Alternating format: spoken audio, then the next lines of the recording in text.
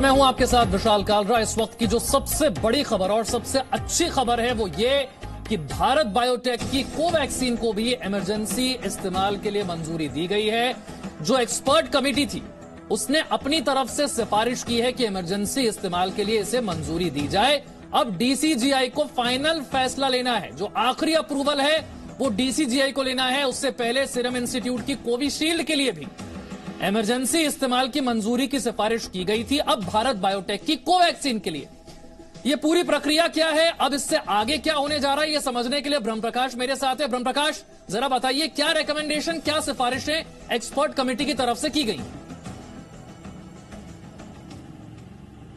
बिल्कुल, देखिए विशाल, मैं बता दूं आपको कि अब ये आधिकारिक रूप से ऑफिशियल रूप से अनाउंसमेंट किया गया है कि 2 वैक्सीन को सब्जेक्ट एक्सपर्ट कमेटी ने मंजूरी दे दी है और इसकी सिफारिश जो drug controller general of India है उनको भेजी है। ये आधिकारिक रूप से बड़ी खबर है देशवासियों के लिए, क्योंकि 2 वैक्सीन का तोहफा मिलने वाला है। और जहां तक आपने जिन रिकमेंडेशन की चर्चा की, मैं ये कॉपी दिखाना चाहता हूं। जो एक्सपर्ट कमेटी जिसने सिफारिश की है डीसीजीआई से कि मंजूरी दी जाए, ये क्या रिकमेंडेशन है, इसकी कॉपी मेरे पास है, जिसके बारे में विस्तार से इस वक्त आपको ब्रह्म प्रकाश बता रहे हैं। सीरम इंस्टीट्यूट की कोविशील्ड वैक्सीन के लिए क्या सिफारिश की गई है और साथ ही भारत बायोटेक की कोवैक्सीन के लिए क्या सिफारिश की गई है, इसमें विस्तार से बताया गया है। ब्रह्म प्रकाश इसके बारे में डिटेल से बताएंगे कि इसमें क्या लिखा गया, क्या रिकमेंडेशंस हैं। ब्रह्म प्रकाश।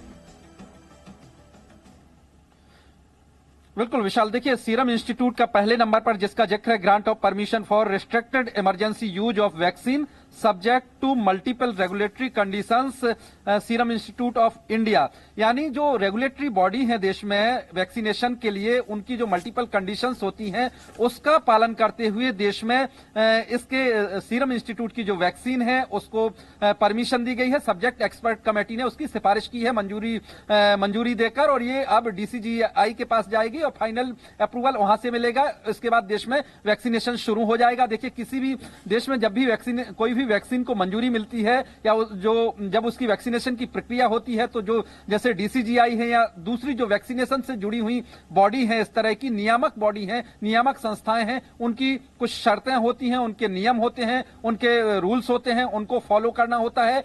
हर वैक्सीन के लिए देश में जो लगाई जाती है, जो शुरुआत होती है, लिहाजा इस बात का जिक्र है कि उन तमाम शर्तों का पालन करते हुए, उन कंडीशंस का पालन करते हुए जो देश में। ठीक है ब्रह्म प्रकाश, में एक एक करके जरा आपको पॉइंट पढ़कर सुनाता हूं, जरा हमारे दर्शकों को समझाइए कि इनका मतलब क्या है। देखिए, इसमें जो रिकमेंडेशन, जो सिफारिशें एक्सपर्ट कमेटी की तरफ से की गई हैं, इसमें सबसे पहला पॉइंट लिखा गया है सीरम इंस्टीट्यूट की कोविशील्ड वैक्सीन के लिए लिखा गया है grant of permission for restricted emergency use of vaccine subject to multiple regulatory conditionalities. इसका अर्थ क्या हुआ?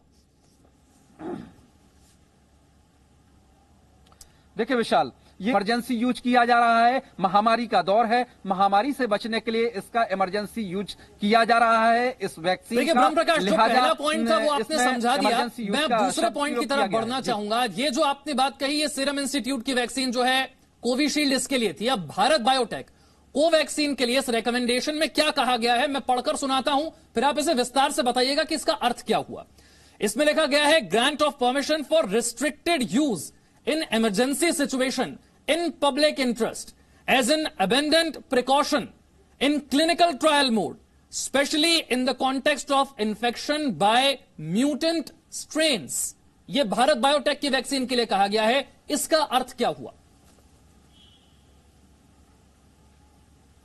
देखिए विशाल, जहां तक मैं समझ पा रहा हूं इसको, ये इस लिहाज से है क्योंकि जैसा मैंने आपको बताया कि देश में वैक्सीनेशन की प्रक्रिया महामारी के दौर में शुरू हो रही है, और इस पर अभी भी ध्यान इसलिए रखना है, अलर्ट इसलिए रखना है कि जिस तरह से वैक्सीन का ट्रायल होता है, ट्रायल की तरह जब भी वैक्सीनेशन की प्रक्रिया होगी, ट्रायल के दौरान जो सावधानियां बरती जाती हैं, जो एहतियात बरते जाते हैं, वो पूरे वैक्सीनेशन के दौरान उस तरह के एहतियात बरते जाएंगे देश भर में। इसलिए इसका यूज किया गया है, इन शब्दों का उपयोग किया गया है इसमें, क्योंकि देखिए भारत बायोटेक की वैक्सीन है, आईसीएमआर के साथ मिलकर तैयार की गई है, देश की पहली स्वदेशी वैक्सीन है, और इसमें तीनों फेज के जो ट्रायल हुए हैं उसमें ध्यान रखा गया है। लेकिन इसके बावजूद चूंकि देश की बड़ी presenting B news app available on Google Play and App Store, download it now.